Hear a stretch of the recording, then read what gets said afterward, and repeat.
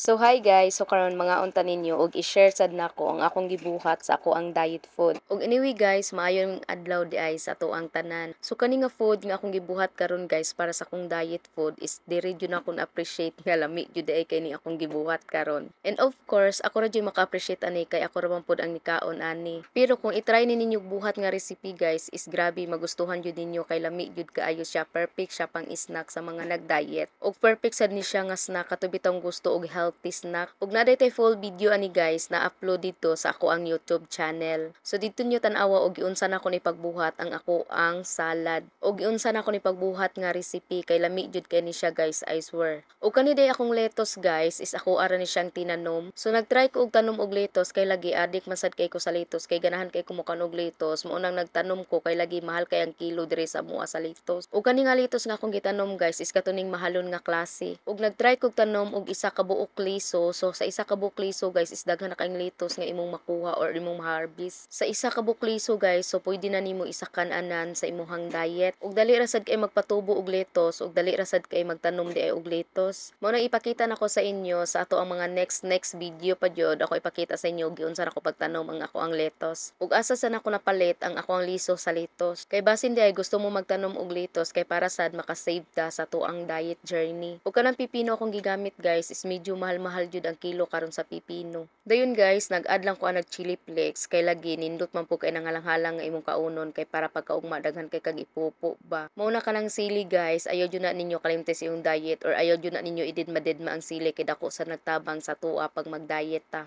Ug kani sad bitong pagkakaunan nako karon guys no, is dagko kay kog nga ani ba kay lagi gutom na kay ko please lang. Kay lagi nagfasting ko, so nagtry ko og fasting kung effective ba jud siya. Kay na ako giapas nga bulan nga kailangan 60 ko ana ba. Kunang grabe jud akong pag-diet karon please lang. Anyway guys, diri na ta mahuman og diri na sad ko mag-end. Ug maoras na ako i-share sa inyo for today's video. Bye oy.